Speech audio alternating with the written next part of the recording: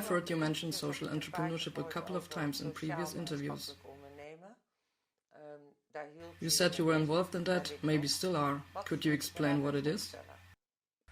Yes, that social entrepreneurship I keep talking about has grown over the past 22 years, so it's not something I just recently got into. It started off small. After recovering, I first began it from the local setting that I was in, by helping set up a children's farm. Well, let's say that it just kept developing. I won't bore you with all the details and chronology, I'll be writing about it on my website sometime. As people have made clear they want to know about my life, I'll be sharing as much as I can about myself. And now is the time to do that, but I would like to say one thing already. Something verifiable, with witnesses, which is important. It is that in Portugal, where I lived and worked for 6.5 years, I ended up making someone's dream come true, a severely handicapped person. He was a major landowner with lots of property, and well, he came across me and learned my story in outline after we got to know each other. And he asked me if I would like to undertake a project for him, as a freelancer. It had to do with developing the local economy. So I took a look at his land holdings, his properties, and made him a proposal to set up a professional nursery growing sustainable plants. These would be the things like fruit trees and border plants, for instance, but not all those prune plants that end up being thrown away. And that idea appealed to him, so we installed greenhouses on his land. We created irrigation dams in the hills on his property to collect water, his own reservoirs. We set up lots of solar panels and wind power, basically everything that makes up the word of sustainability now, we already installed back then on his land. Ultimately, this provided jobs for 25 local families. So it became a flourishing business. And that was my task, as it were, to make a success of it. That nursery ended up supplying garden centers across Portugal.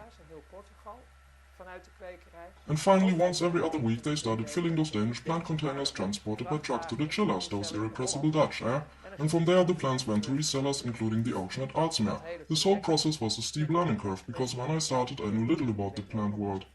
So there was lots to study. I had to learn books of rules and conditions as thick as the telephone book, including the Aalsmeer Auction's Code of Conduct. But this is something I always enjoy. Whenever I'm given a commission or set out to create something, I learn plenty about it until I have comprehensive knowledge. You need to have a full picture. Well, after 2.5 years, I had done my job. So I was able to hand over the keys and tell the guy, here's your dream come true. And by doing that, you've developed a local economy. At the very moment that I was handing over the business, the guy came over on holiday from the Netherlands, from the province of Utrecht. And I bumped into him. Basically, he thought of me as one of those slightly crazy Dutchmen. He saw all that I've been up to out there, what I'd achieved. And he really said, we're actually looking for a crazy guy just like you. That's nice. Yes, but he really meant it in a good way. He saw how intensely involved I was in social entrepreneurship and developing the local economy. And he got telling me about the problem that had been going on in the Netherlands for so long, and asked me if I'd consider coming back there. Well, I thought, the Netherlands. Whoa. It wasn't exactly the country I was keenest to move to. The whole attitude of my small corner and the constant bickering. The refusal to see the glass as half full and the inevitable raising of a problem for every solution. And the dismissiveness that anything can really be done, you know? It wasn't a country where I'd seen potential. I relish impossible challenges, you see. Anyway, what he told me was that Dutch cities had a decades-old problem with housing young people and students. And indeed newly divorced people, single people and the like.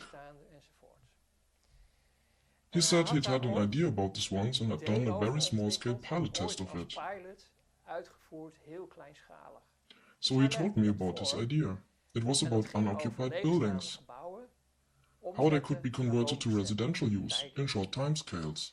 And I looked into that whole idea and got more and more captivated by it.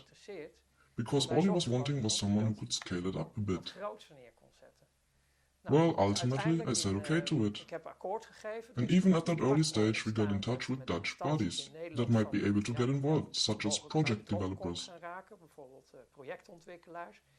I could very well see the scope for this to work, even at a large scale.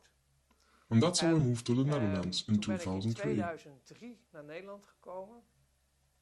To be honest, I was really disappointed that I had to come to the Netherlands. I was having a great life in Portugal. But I could see the challenge awaiting me. And so, together with the guy who got me on board, I launched a charity. Stichting Tijdelijk Wonen. Stichting Tijdelijk Wonen. We then went looking into how we could start helping all those young people, the students. All the folks who were having a tough time getting hold of a room or a little studio apartment to rent. Pretty quickly, actually, we came across a project developer who'd bought up an old telecoms building.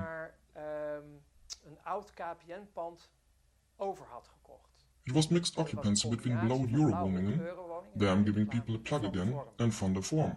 I'm not getting paid for this. These partners thought it was workable, although for different reasons than we did, but they did think it was a goer.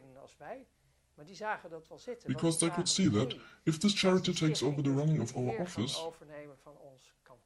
that'll save us so much money, because they were settled with an empty office.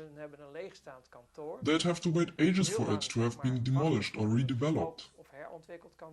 So if we could take their problem off their hands, they were only too glad. But they also grasped the social entrepreneurship of it. The neighborhood wouldn't go downhill with the scheme, value would be added and a good cause served. The social entrepreneurship was really going to fly now.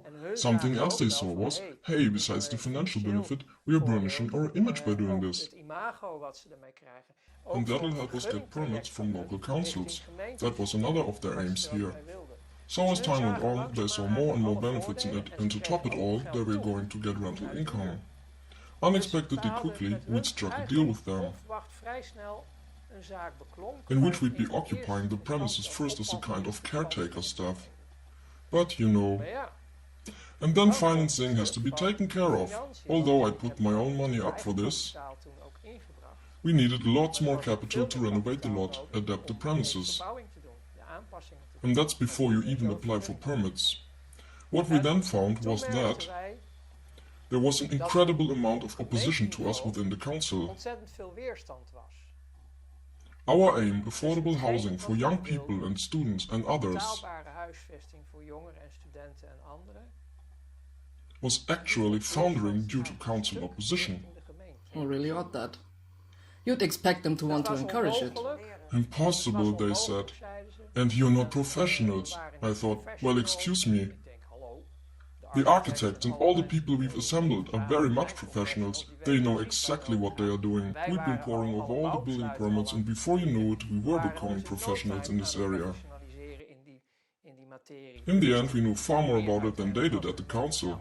But no, it was no can do, and it simply can't be done, and plenty more besides. We couldn't assemble the funding. And that left us feeling, that is truly weird. A council that's been yelling,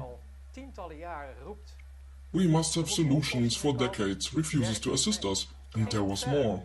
While we were still amassing more momentum, a swell of support, they even called us up. I'll never forget it. I was literally told to bug off back to Portugal before you get hurt. I thought, wow, is this Sicily or something? Sounds like the mafia. I'd never expected that from a government body, local government. And one day the local paper reported that the county government was going to set up a crack team with a budget of 80,000 euros, who would be looking into possible affordable housing solutions to the decades-old problem of housing shortages for young people and students and so on. We got onto the county government, gave them a guided tour of the premises we already had. We showed them all the architect's drawings. We rolled out the whole works for them, and over a cup of coffee we said, you won't even need to pay us that 80,000 euros you have. There's no research needed doing, because the solution is right here in front of you. If you convert those 80,000 euros into a bank guarantee, We can borrow against it and you get to keep the money because it will get converted back into cash a couple of years down the line. And their response was, oh, you can work magic with money then? I said, yes, but it doesn't matter, this is a solution for you. They promptly called up a councilman on his holiday and he said, go for it. And so we had our first 80,000 euros, but we needed far more. And then we went down to the town council and said, the county has already backed us. Then the only thing that jarred with me at that stage was that the council, which had been yelling for decades about the need for solutions, affordable solutions for its own population, actually declined to cooperate even though the county was helping. And how was I going to explain this to the media without maligning the town council? I had no idea, you see, how I was going to be able to explain this if the county was assisting a project that offered solutions and the town council wasn't. So we just had to wait. A quarter of an hour later, an appointment was made for us to meet the head of accounting. And within a week we'd secured the council funding necessary to amass the total sum to completely renovate the building. Well. So in the end, we managed it. It really took some work, but in the end we did it. Something else unprecedented. This was the first time under the Dutch Empty Homes Act, which forbade rent controls, that people in the Netherlands did get strong rent controls because it was the landlord's lookout, and that was still an issue back then. Landlords have to maintain the property somehow, and by dusting down the Empty Homes Act and sharpening its provisions, we were able to offer a total package on the basis of which landlords could let rooms, short-term or long-term, without rent controls, but still allowing everyone to rent a room affordably. So, after a great deal of opposition, it ended up being a big success. And of course we were then feted, including by the council, and we didn't begrudge them that at all, because ultimately they too had grasped that it was better, actually, to put their money where their mouth had been for 20 years. In hindsight, we realized there had been a monopoly at play. The market had been cornered and thus rents had been kept artificially high.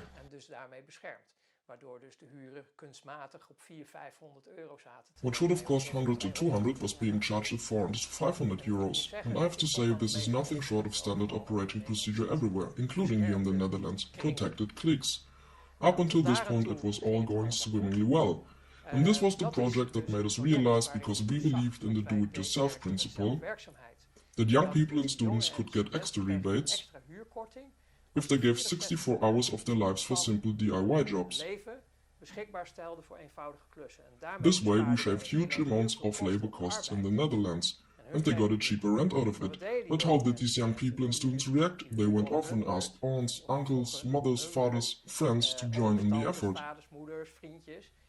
So they didn't shoulder all the burden themselves. They came back with whole armies of volunteers, so we ended up with a 1,000-strong renovation force. And that way we blitzed the transformation of offices into housing. Well, all that was a great success, and I realized, good heavens, I've been proved wrong too. Because I've been so negative about my previous experiences of the Netherlands, where everything seems to be too much bother to get done, this was when I saw, actually, even though there's a lot of resistance and no shortage of vested interests, we got it done regardless. I had been so bitten by the enthusiasm that I just couldn't think small scale anymore, because there I was thinking, you can transform the whole country the same way that with 1,000 people you transformed an office. So I got writing blueprints at the time, transforming the Netherlands. This was because I still couldn't fail to see that the Netherlands was still a very sick patient and going from bad to worse. The country was being ruled by cabals, cliques. That's why I wrote my Transforming the Netherlands plans. I started out by setting up a shadow cabinet. We had an energy minister, a health minister and the whole gamut, but shadowing the actual government. And we had some partial success right away. For instance, we started out with the policy of driving on sunflower oil instead of diesel. A small step, granted, but we actually refueled our cars in the supermarket instead of at the pump. And we started using new forms of natural healing. We were making waves in so many aspects of life.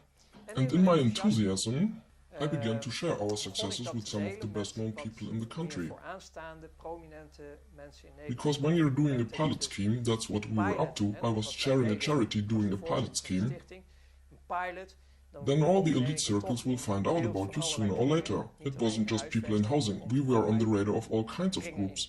And by this stage you don't get full frontal opposition anymore, they try to co-opt you instead. We now regard you as one of us. That oils the doors for you to get inside where it matters.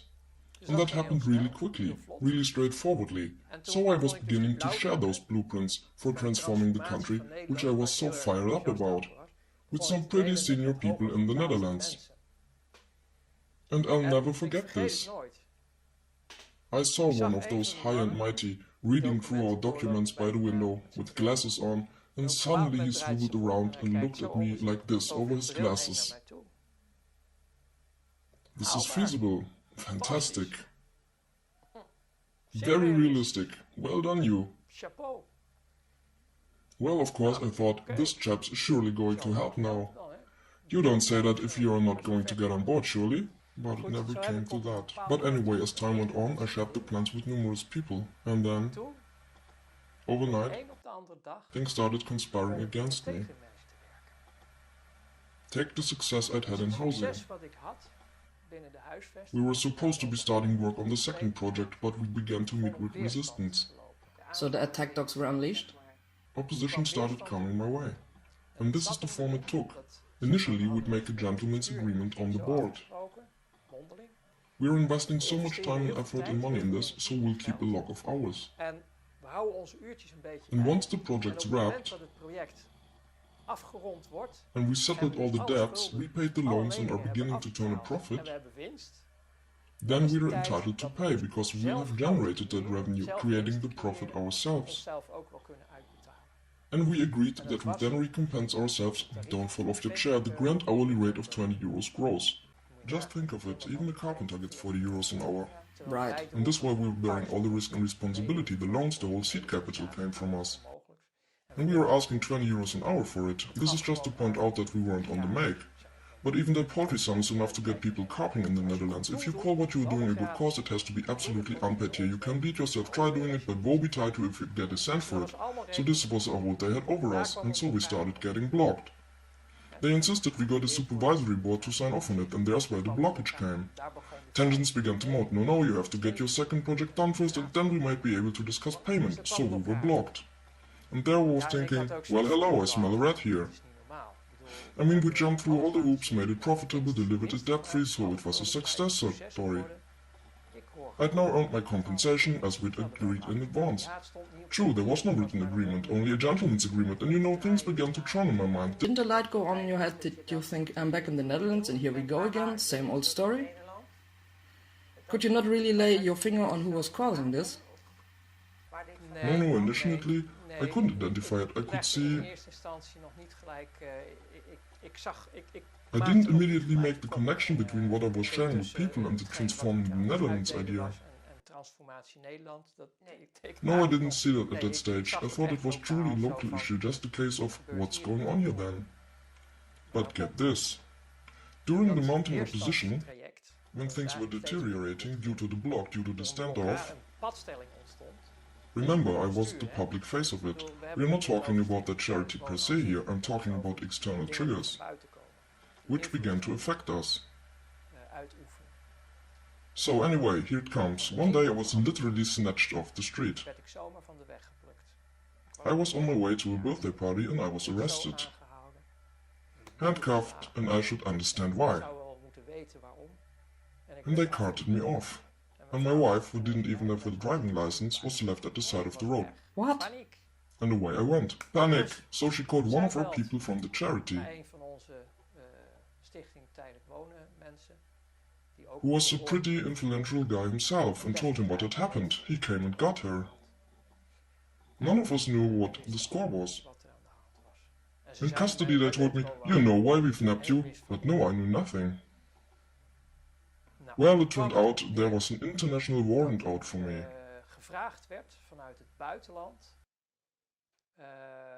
Issued by Flash or whatever they use. That I was wanted globally as a criminal kingpin. For fraudulent banking services, exchange rate stuff. Actually, the guys who arrested me didn't know half of it either, so I'm repeating pretty much the phrases they were using themselves. They didn't have much idea what it was about, but it was obviously mega serious. Maar ja, met Anyway, alle given mensen all the om me heen, people I'd gathered around me and I didn't know where all this heat was en emanating ik ook from, niet precies wist waar deze hitte vandaan kwam, I was released again in a couple of days. 2 of 3 dagen was ik weer vrij. After all, nobody had the foggiest what it was about. And although I wasn't allowed to travel abroad, I at least had liberty again. Het vrije pad op Because they had realized that it might have been a case of mistaken identity, pakken. or that something was wrong in the system. But it turned out that they really did have the right guy, that there really was a mark against me. And it took 6 months for me to find that out. But, just a brief excursion here. Ik maak nog een tussenstap. While this was ongoing, the people working to frustrate me were gleeful about it. Voor de mensen die mij aan het tegenwerken waren. And actually, I lost my active role in the charity at that point. Binnen de stichting. I lost my position of social entrepreneurship, because Positie. Want You were no longer squeaky er clean? was een twijfel. no longer above suspicion. It was, oh, we lose our good name. What's this about, Ronald?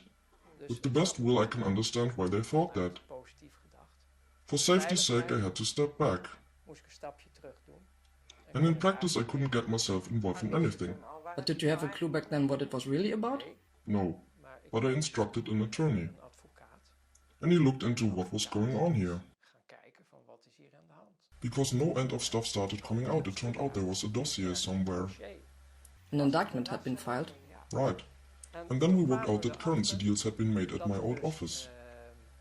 Vanuit mijn oude werk wissels zijn geweest, hè, valutawissels, To the tune of tens of millions done in my name. die op mijn naam zijn gepleegd. A large share of which I demonstrably couldn't have done. Had gedaan. That became evident from the dossier. So, as per Dutch legal procedure, although I didn't know this at the time, Toen ook niet. I had to answer to a court and the judge would decide whether or not I'd be extradited to the country demanding to try me. Land wat mij vroeg. In this case, it was Belgium making the request. So I went to court and we had disclosure. De stukken waren bekend. That's when they run through the De supposed periodes worden timelines. voorgelegd. Ik weet I can't remember now whether they were talking about 94, 95 or even 93, but in any case, at the least they were certainly going on about 94 and also 95. Dus er So wordt they daar, read out the belast indictment. gelegd Mr. van, Bernard, you meneer, were u involved hebt in zich, major illegal currency deals via banks in Belgium. grote illegale wissels via banken in België. That is what you stand charged with. So I said, just hang on a minute. There might possibly be a case to answer for Er 94, zou nog iets van kunnen kloppen. but as for 95, no way. That year I was a total mess and being treated at hospitals and clinics. In de kliniek. So what's ever going on here, I have no idea, but this can't be right. Klopt niet. Thanks to my mother, who preserved lots of medical documentation from the clinics, Medische stukken vanuit die kliniek toen. Konden we were wij able to vrij take our snel, case to a Dutch court in short order. We were able to demonstrate to the Ministry of Justice lady and the panel of 3 judges that something's fishy here. Hier klopt iets niet. It might have been repercussions from my past, might have been a case of self-merit, but whatever the matter, it didn't stack up. And this, at this, the Ministry of Justice lady was supposed to speak on behalf of the requesting party, which is the plaintiff, or in this case the country, that's saying, you must give us that guy. Het land van die jongen moeten we hebben. But the lady said, Waarop die well, in mevrouw light zei of the van, nou, documentation, gezien de stukken, I am instead going to require that this case be carried on in writing and that Mr. Bernard reach an amicable settlement with the lawyer and the Belgian government. in de minder schikt In writing. schriftelijk. To which the judges said, fine, we'll make pronouncement in 2 weeks' time, so be back here in a fortnight. Komt u over 2 weken terug. Okay then. So everyone thought, whew, justice isn't dead yet, Gerechtigheid bestaat dus wel. because we'd been able to demonstrate our case. Back I went 2 weeks later. Every single official who had been there the previous time had been replaced. The Ministry of Justice official was someone else, the judges were all different, the whole decor of the room was different. And I don't really have a bad word for the replacement ministry official, who basically repeated what his previous colleague had said. But there's something I'll never forget. The presiding judge, the lady in the middle of the tree, said, Mr. Bernard, and she could barely suppress a sneer. You are going to be a test case again today. A pilot scheme. She went on, we are going to consider the Ministry of Justice's request. You have a case to answer in Belgium and you are on your own. You will be going to Belgium to defend yourself. Whoa. We are invoking the EU's new corpus juris legislation. We know that the statute of limitation should prevent you being extradited in this case, but the new EU laws dispense with time bars. No matter how much time has elapsed since the alleged crime, you might just as well have done it in 1920. You now have to go to Belgium to be tried. So that was the new style courtroom. And so, without warning, the handcuffs went back on. And off we went to a criminal remand center in Belgium. They put me in category A detention, among the worst psychopaths you can imagine. And it broke me down completely. I was on my own. And I was simply informed that I'd been found guilty in my absence and had no entitlement to a defense. And I was accused of endless transactions that had been done in my name, sometime in the past, by other bankers. And here's the worst of it, it turns out this is one of the gifts I chalked up during my earlier period of setting matters to rights back in '94. It transpired that they done the dirty on me back then, to get their own back on me later. They arranged it so that if I ever got active in a domain they didn't approve of, and by they here I mean the real powers that be, then they'd activate my little present for me. Now, while detained in Brussels, I went through the whole dossier with a fine-tooth comb, to find out who was behind all this. I didn't get it all, you see. It turned out that in this whole manhunt for the criminal kingpin, the Dark Lord of currency fraud, they paid the grand total of 25 euros worldwide in judicial fees during all those years. 25 euros? So there was no manhunt for me at all. No, the dossier was simply activated at a time of their own choosing. I still hadn't pieced it all together though. There I was, sitting in my cell, when one day there was a bang on the door and the hatch swung open. It was a female prison officer. She grabbed the book from beneath her uniform and shoved it through the hatch.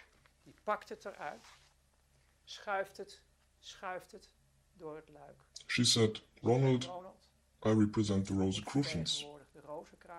You need to read this book. It's time you woke up and understood what you've got yourself into. The book, De Ridders van Nu, that's almost unobtainable now. Of course I read it. And as I did so, everything about my prior treatment suddenly slotted into place. I had entered the playing field of the Netherlands, where I didn't have license to operate. I was calling for a transformation of the Netherlands, and that was a big no-no. So in fact, I'd thrown down the gauntlet. I was operating in someone else's territory. I was messing with other people's interests, and that wasn't appreciated. So the truth of it was, I was no longer a top-flight operator as I had been in my old life when the top flight gave me jobs to do. No, it was local bigwigs I was tangling with now. Council stitch-ups, counter-conspiracies, national cabals, the Old Boys Network. And this book let me see the whole profile of it.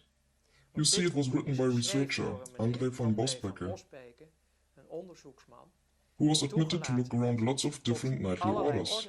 The Rosicrucian Order, the Knights of Lucifer, the Renovated Temple, the Knights Hospitallers or Knights of St. John of Jerusalem, the Knights of Malta, the Knights Templars, the Knights of the Golden Fleece. I got a whole, just imagine my surprise, even I who'd worked out so much in my life about power structures only found out now that spun out from the pyramidal system we talked about in part 2, there's a much more granular power structure of local interests. And I'm not saying that all those power circles are sickening or nasty. They tend to be benign. Something else I now understood better was how these town and county councils worked. If you're one of us, I'll scratch your back and you scratch mine. And this is otherwise an unremarkable phenomenon, much like what you see in other countries. You could call it corruption, but it's a system of mutual favors. Even so, it's still an elite club. Yes, they are all elite clubs, yes. And this book let me understand, because it was very much a Belgium-focused book, it let me understand how the whole of Belgian society operates. And that includes the neighboring countries, the Netherlands and France too. In fact, it's valid for every country in the world, so I'm not launching a crusade against all those knightly orders that have good intentions for humanity and life. This is not that kind of argument. Rather, I'm exposing something here. I'm exposing something that overwhelmed me. which allowed me after long puzzling to begin to understand begon te snappen how the whole world actually, let's say it was the last piece of the jigsaw that fell into place, which I hadn't yet grasped and which now fell into my lap, so I had a trial to face in Belgium. ik mocht me nog verantwoorden in België They gave me just one opportunity to explain everything that had occurred. op hetgeen wat zich allemaal had voorgedaan. This was when they taught me a lesson, my past catching up with me. Erfenissen van vroeger. This is what you get for dabbling in domains you're not supposed to. I was given a fine, I believe it was 9 million. 9 million. Yes. Ja, dus ze hebben So mij that locked me up in one of Belgium's worst detention facilities for about 8 months, really tough. gevangenis gezet. Zeer zwaar. I'm assuming you didn't have that kind of money. No. Thought Nou not. komt het. But this is the thing, Er werd een they deal offered me a gesloten. deal. After 8 months, Ik mocht they na 8 released maanden me. vrij. That whole process, they just kept me festering in jail as long as they could, and finally they deigned to give me my day in court, but it took ages before I got that. And when my attorney turned up, I was able to prove my position from the documents as I had in the Netherlands, and the only thing they changed in response, as far as I recall, the total fine was 18 million euros or so. The only thing they did was to say, okay, you've demonstrated that more than half of this is nonsense. Because you couldn't possibly have done it, but we retain the other half of Maar it. dan doen we het andere helftje nog wel. That's illegal nonsense, but it happened. Because this was no longer a case at law, I'd been condemned beforehand, I did get a discount though.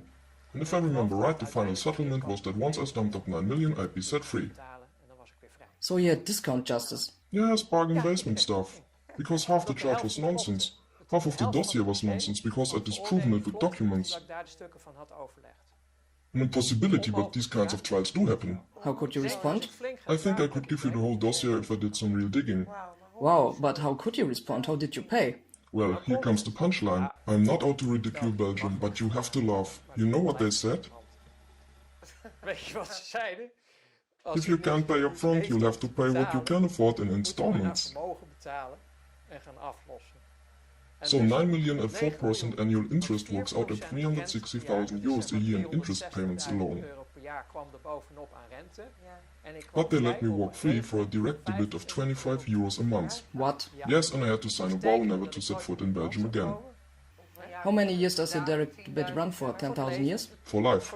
It's a lifelong debt and is legally irritable by my ears. Nazaten naar de andere Your kinderen. children will have to keep paying. Yes, so boom, a fine of 9 million paid off at the rate of 25 euros monthly, and that makes, how much? Hoeveel kwam ik dan? Op 300 euro. 300 euros per annum, while annual interest alone is running at 360,000 euros. Nou, volgens mij Well, it seems to me you'll never pay it off, will you? Toch? Dan ben je toch aardig So you've been well and truly done? Dan heb je mij Yes. toch aardig So they really had you by the short and curlies? Yes. Ja. So I was free to leave Belgium with my payment plan in place. Taalregeling. And then a close friend invited me over, Uitgenodigd door een dierbare vriend. together with my wife. He wanted to chat with us. And I knew him from lots of meetings from the past that we've had about social renewal. We'd been in a group of innovative types together. Mensen. He sat us at his dining table and he said, Ronald, En die zei Ronald. it's time you learned how to play the game, what the rules are, because... Stel leert spelen hoe het gespeeld moet worden. Want He went on, you were given that book about the nightly orders, the ridders van nu, by that woman in Belgium. dat is van u. He knew about that? I said, we just looked at each other. What? Wat? What are you telling me here? And he rattled off the whole story. He said, Hij zegt, you really need to know how the world really works. And now you do know, Ronald. Pay close attention. nu goed op. From now on you must create your own space. Alleen nog maar je eigen ruimte. In whatever project you're involved in, make sure you stay within your own Blijf domain. in je eigen veld. Don't overlap with anyone else's, stay within your own domain. Yes, he said that the world is subdivided into all kinds of power structures. And that most are really well-meaning, but there are always elements among them Altijd elementen tussen. who are out for power, money, status and whatnot. Op status enzovoorts. And those elements tend to set the tone for the rest of their groups, the nightly orders. And that's what I dropped up against, he said. After all, it was all described in the book. If you ever manage to get hold of it, it's a book well worth reading, but it's almost impossible to Het is obtain bijna now. niet meer te krijgen, hè? I don't even know if the guy's still alive after he put it all in that book, you know. Don't go too far with your research, because if you do, you'll have an accident, get bumped off, I don't know. Is het over. Ik weet Does he gewoon even niet. say Het that? staat er gewoon Yeah, in. he even says that in the book. And he lays it all bare. bare enough for people to grasp how the world works at national as well as local level. Nationaal en lokaal niveau. It was published only once and it sold out pretty quickly, so you can't get it anymore. Uit de handel gehaald. Het is dus niet meer te krijgen. We finally tracked it down second-hand. Die keer hebben we het weer op de I'd been given a copy anyway, so I still had that one. But I bought another one because I thought, who knows, that book might get go walkies. So I smuggled a note out to ask someone to go looking for the book. And we did manage to get our hands on it in a second-hand bookstore. I paid 65 euros for it. Recently I switched online for another to share with others. Last time I looked, the book was going for 600 euros. It's becoming a rare book. Evidently it's a book you're not supposed to read. No, it's not destined to go in the Reader's Digest. But this guy, this friend of ours, gave us the lowdown. Ronald, it's delightful that you're a social entrepreneur. Everything you are doing is wonderful, but ditch those shadow cabinets. No, lay off. They gave me chapter and verse and they said something else besides. Reviewing the past few years up to now, he said, your life has been spared this time, but next time there are only two places you could end up.